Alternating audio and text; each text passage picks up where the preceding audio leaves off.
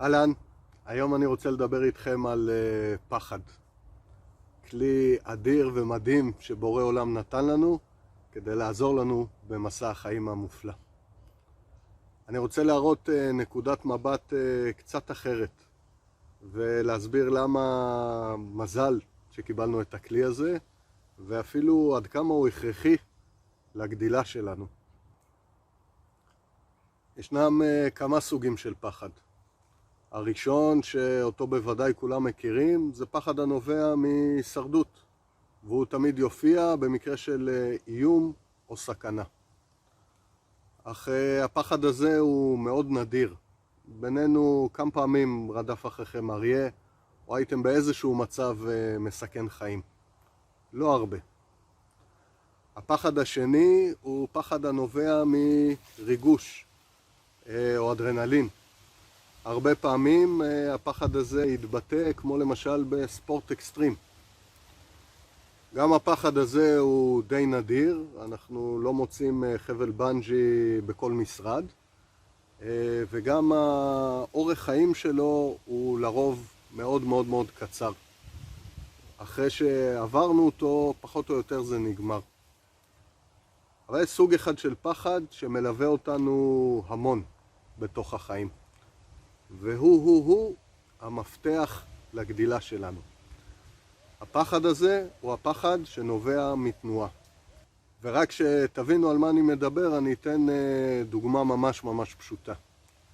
זה הפחד שנפגוש, למשל, שנעלה על במה כדי להרצות מול קהל. אז בסרטון הזה אני רוצה לספר לכם איך הוא מרגיש, מתנהג ונראה. ולמה בכלל בורא עולם נתן לנו אותו, ומה כזה חשוב בו. ובעיקר, איך אנחנו יכולים להשתמש בו במסע שלנו אל עבר הגדילה. וכתופעת לוואי שאני מקווה שיקרה, היא תהפוך את נקודת המבט שלכם ממשהו שצריך להיזהר ממנו, למשהו שמרגש אתכם ומעלה בכם שמחה. יאללה, לעבודה. אז אני רוצה להתחיל בלמה בכלל הפחד הזה קיים. אם נודע על האמת, את רוב החיים שלנו אנחנו עוברים כמו נהיגה על כביש מהיר ופתוח. מאוד מאוד מהר, עם מעט מאוד תשומת לב לפרטים. חלקים מאוד גדולים מתוך היום-יום שלנו בכלל קורים באוטומט. אנחנו רגילים לעשות אותם שוב ושוב ושוב. ואנחנו ממש צריכים עזרה לראות דברים אחרים. ובדיוק כמו שיש שלט ממש גדול בירידה מכביש מהיר במחלף, נכון, יהיה לנו כיף אם יופיע פתאום שלט גדול שיראה לנו דברים אחרים, ובדיוק בשביל זה הפחד קיים.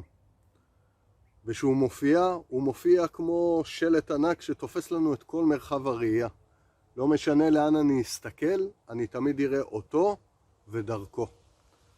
וככה בורא עולם מוודא שלא נפספס אותו. עכשיו, בדיוק כמו שהשלט רחב ואין סופי, הוא דק. אין לו כמעט עובי. ואם ניכנס אל תוך הפחד, נעשה צעד אחד או שתיים לתוכו, או שהוא ייעלם או שהוא ישתנה. לרוב, אל תוך התרגשות. אם נביא שוב את הדוגמה של עלייה לבמה ולתת הרצאה, עד שאני אתחיל להרצות אני ארעד מפחד. וברגע שאני אתחיל לדבר, משפט או שתיים, גג פסקה, הפחד ייעלם וישתנה שוב לרוב להתרגשות. מתי זה לא קורה? שאנחנו נבהלים מהפחד.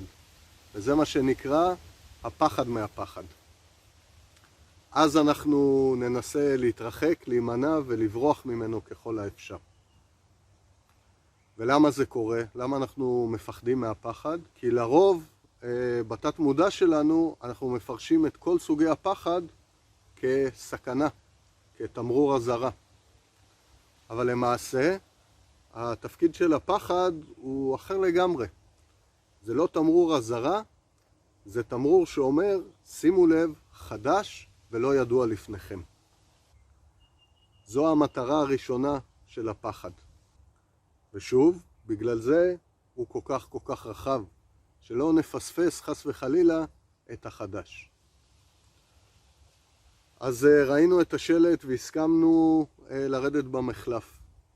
וכדי באמת להסכים להיכנס אל הלא ידוע, כדאי שנעט את הקצב, שנחבא את הטייס האוטומטי שלנו, ונשים המון תשומת לב לכל צעד שאנחנו עושים עכשיו.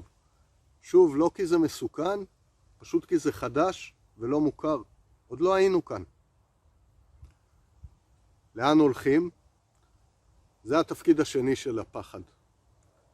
ככל שנתקרב אל השער של הלא נודע, שנעבור דרכו ומשהו בתוכנו יהיה חדש, הפחד ילך ויתעצם. ילך ויתעצם עד שנגיע לקו השער. על קו השער אנחנו נחווה את הפחד הכי גדול שיש, את הפחד מוות. ולמה זה? כי לפני קו השער יש את המוכר ואת הידוע, והוא כבר לא רלוונטי בשבילנו. אחרי קו השער יש את החדש, שאותו אנחנו בכלל לא מכירים. ועל קו השער אין לנו לא את הישן ולא את החדש. יש כלום ענק. ועבורנו זה נחווה כפחד מוות תהומי. אם נסכים לעבור את קו השער, אנחנו מיד ניכנס אל החדש ונהיה אחרים. ולכן, לאן שנביט והפחד ילך ויתעצם, לשם אנחנו צריכים ללכת. מכירים את המכשירים האלה שעושים פיפ פיפ פיפ פיפ פיפ פיפ פיפ פיפ פיפ פיפ פיפ פיפ? זהו הפחד.